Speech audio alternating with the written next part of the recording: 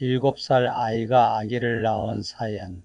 영조시대에 일어난 놀라운 사건. 조선시대에는 16세에서 21세 사이에 결혼을 가장 많이 했다. 가년하다거나 파가지년 모두 여자 나이 16세를 일컫는 것으로 결혼 정년기를 말한다.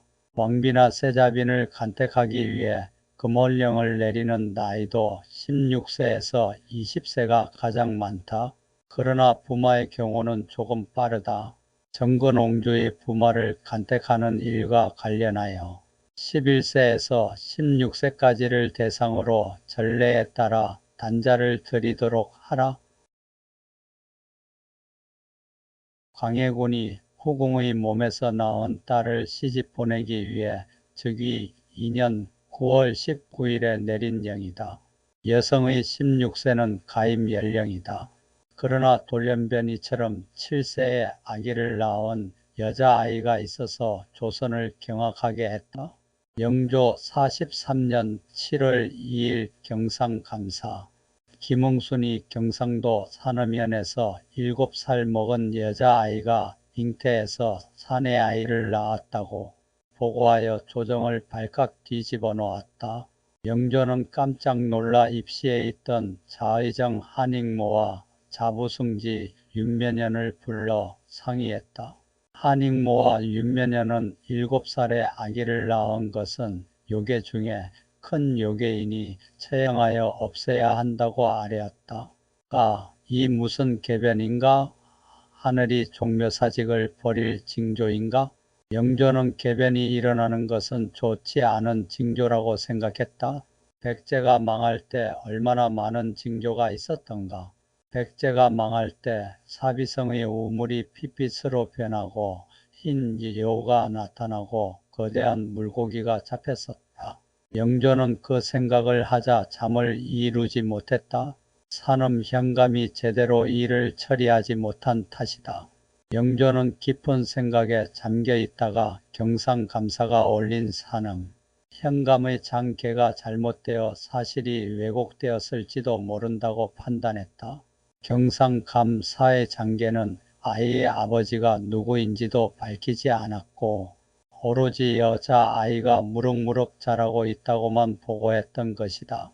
7살짜리 여자아이가 사내아이를 낳았다고 해도 인간이다.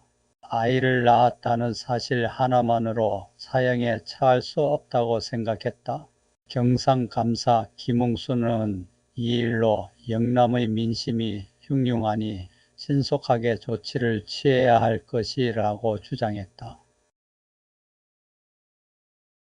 참으로 괴이한 사건. 산음의 여자아이 역시 나의 백성이다. 어찌 무고한 사람을 죽일 수 있겠는가? 영조는 구상을 산음어사에 임명하여 진상을 조사해 오라는 영을 내렸다. 구상이 영을 받고 산음으로 떠나자 영조는 대신을 불러들여 논의했다.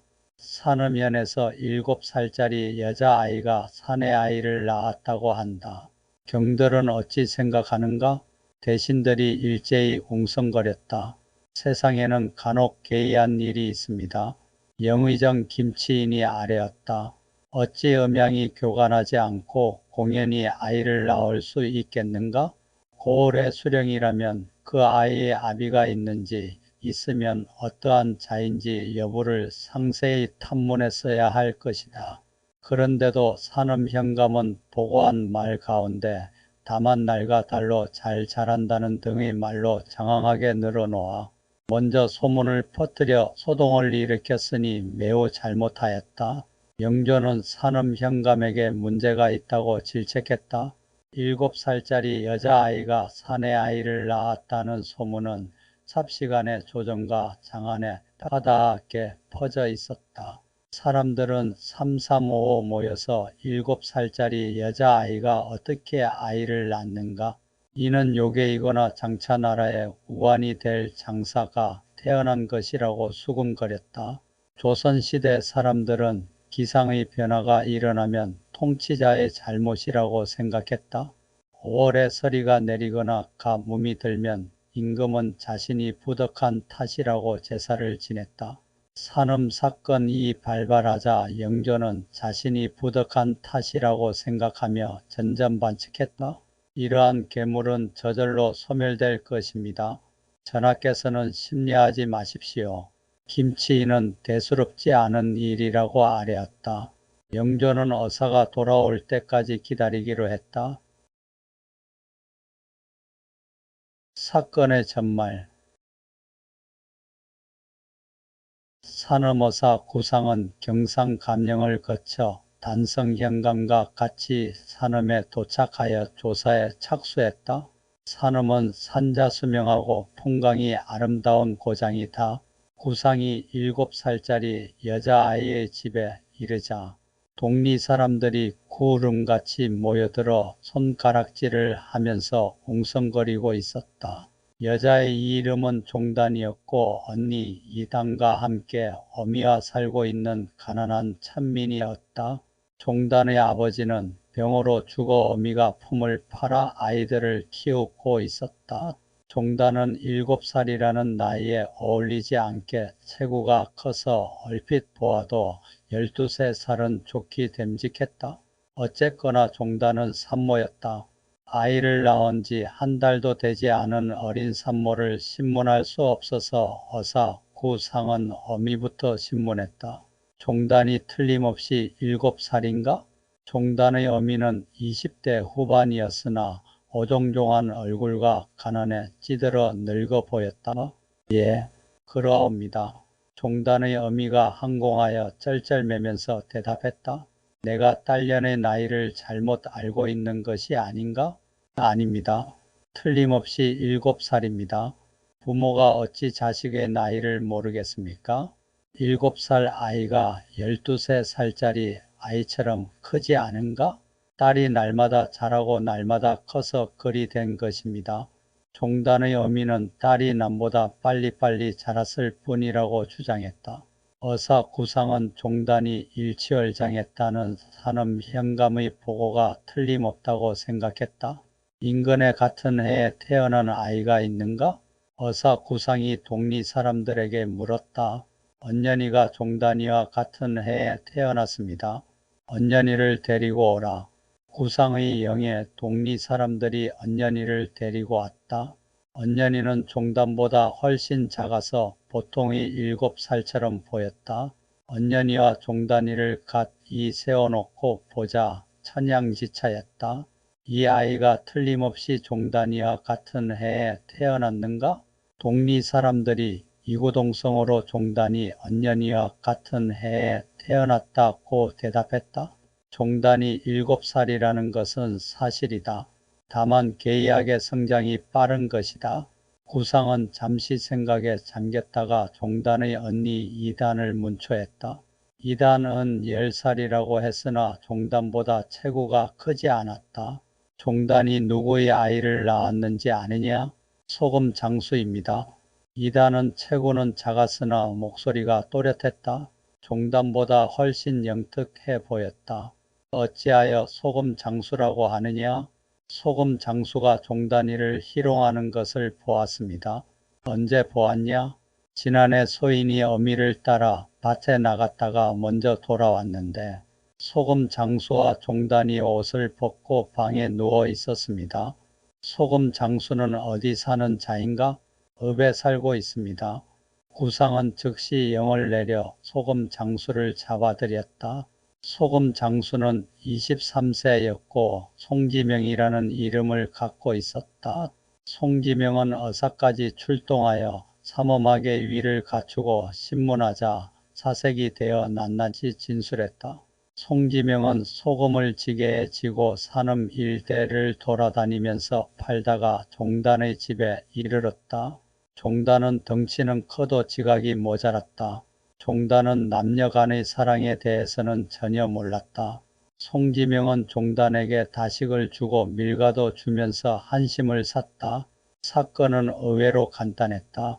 소금 장수 송지명이 지각 없는 어린 소녀인 종단을 현혹하여 아이를 낳은 것이었다. 다만 비정상적으로 아이의 성장이 빨라 잉태를 하여 어린 나이에 아이를 낳았을 뿐이었다. 구상은 송지명과 종단의 가족을 모두 산음면에 가두라고 지시한 뒤에 한양으로 돌아와 영조에게 복명했다. 사과는 마땅히 사책에 그대로 써야 할 것이다. 7살 아이가 애를 낳았으니 어찌 이상한 일이 아니겠는가? 이미 그 지아비를 알아냈으니 현혹된 영남의 민심이 안정될 수 있을 것이다. 영조가 구상의 보고를 받고 무릎을 쳤다. 7살 아이가 아기를 낳았으니 괴물은 괴물이다. 내 비록 팔순을 바라보는 나이지만 나의 덕이 요괴를 이길 것이다. 어찌 사서에 없는 일을 들을 수 있겠는가? 이 사람들을 처벌하는 것은 별일이 아니다. 세상에 어찌 압이 없는 자식이 있겠는가? 날과 달로 무럭무럭 자라났다는 말을 어찌 종단 같은 아이에게 비유할 수 있겠는가? 무식한 며님은 비록 그럴 수 있다 하더라도 공부한 사대부가 어찌 그 말을 베껴 쓸 수 있단 말인가? 그러한 자가 어찌 백리를 다스리고 십리를 다스린다고 말할 수 있겠었는가? 정말 어렵다. 산업 현감에게 사적에서 삭제하는 법을 시행하고 이 장계를 조보에 내도록 하라. 영조는 사건을 제대로 조사하지 않고 장계를 올린 산업 현감에게 엄중한 벌을 내렸다. 이 사건을 조보에 내라고 한 것은 한양 장안까지 여자아이가 아이를 낳은 소문으로 인해 민심이 흉흉했기 때문이었다. 송지명 종단, 종단의 어미 그리고 종단이 낳은 아이는 섬에 나누어 귀양을 보내라. 영조는 이 사건 관련자를 모조리 귀양 보냈다. 종단의 어미는 자식을 제대로 돌보지 않은 책임을 물은 것이다. 고을의 이름을 바꿔라. 이어서 영조는 다음과 같은 영을 내렸다.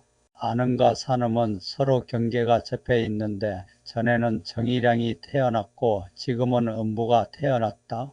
아미산이 있었기 때문에 삼소가 태어났던 것이니 이 이름을 어찌 소홀히 할 수 있겠는가? 안음을 안위로 고치고 산음을 산청으로 고치라. 영조의 영에 의해 산음과 안음은 고을의 이름이 바뀌어 오늘날까지 사용되고 있다. 종단의 일은 정말 괴이하다. 포사와 견훤의 일이 있었기 때문에 처음에는 매우 동심되었는데 다시 생각해 보니 필시 이러한 여자가 이러한 사람을 낳을 리는 없기 때문에 마음을 쓰지 않았다. 영조는 여러 날이 지난 뒤에 다시 종단의 일을 거론하여 자신이 얼마나 큰 충격을 받았는지 토로했다. 7살짜리 여자아이가 사내아이를 낳은 것은 오늘의 관점에서도 희귀한 일이 아닐 수 없다. 다만 소금 장수 송지명이 어린 종단을 가늠한 것은 오늘날의 롤리타 신드롬에서 크게 벗어나지 않는다. 롤리타 신드롬이란 나이 많은 남자가 어린 소녀에게 성적으로 집착하는 현상을 말한다. 러시아 출신의 미국 소설가인 나보코프의 소설 롤리타의 여주인공 롤리타에서 유래한 말로 중년 남자 함버트가 운명적으로 롤리타를 사랑하여 아내까지 죽이고 성적 관계를 갖지만 끝내 자신은 파멸한다는 내용이다. 문학적으로 훌륭한 작품이기도 하지만 이 작품이 나온 이후 나이 많은 남자들이 어린 소녀에게 성적으로 집착하는 것을 롤리타 신드롬이라고 부르게 되었다. 23세의 소금 장수 송지명도 롤리타 신드롬을 갖고 있는 사내라고 할 수 있다. 이러한 일은 실록에서 다시 찾아볼 수 있다. 세종 14년 임자도구 1월 27일 형조에서 아뢰었다. 무진진 조홍이 10세 된 여아를 강간하여 사온데 유리 교형에 해당합니다. 세종은 여아를 강간한 무진 사람에게 교수형을 윤호했다. 중종 18년 윤 4월 9일에도 비슷한 사건이 다시 발생했다. 해주의 제수 이천산이 9세 된 여아 검주리를 강간한 사건을 율대로 교형에 처하소서. 형조에서 보고서가 올라왔다. 중종은 형조의 보고가 올라오자 즉시 죄인을 사형시키라는 명을 내렸다. 이덕무가 들은 자수 우시의 증언. 종단의 사건은 사대부들의 비상한 관심을 불러 모았다. 정조시대 이덕무가 산음에 이르러 우시성을 갖고 있는 자수에게 묻자 다음과 같이 대답했다. 종단이 처음 출생하자 37일에 이미 월경이 시작되고 3살에 업모가 났으며 6살이 되자 그리 크지는 않고 오직 보통 6살 아이와 같았는데 아이를 뵌 뒤에 쑥 자라서 14살 된 여자와 같았고 얼굴 모양도 엄탕해져서 어린 소녀와는 달랐습니다. 그가 낳은 아들도 매우 완전하고 튼튼하였는데 흑산도 유배지에 도착하자 자와 어미와 아들이 함께 죽었고 종단의 어미와 그 오빠는 지금도 산청읍에서 살고 있습니다. 종단과 종단의 아들은 건강했다고 하는데 유배지인 흑산도에 도착하자 죽었다는 것이다. 이덕무가 만난 자수 우시의 증언은 약간 과장이 된 듯하다. 사회가 용인하는 일반적인 사건은 보편성을 갖고 있어 화제가 되지 않는다.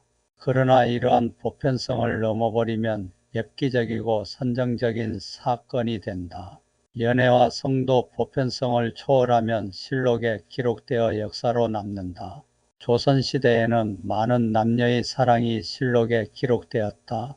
그러나 조선시대의 사건은 아름다운 사랑을 기록하지 않고 사회적으로 지탄을 받는 사랑이나 간음, 불륜, 배륜을 기록했다. 이는 조선시대의 지배 이념이 유교를 바탕으로 한 충, 효, 예 사상이었기 때문이다. 감사합니다. 구독과 좋아요 꼭 부탁드립니다.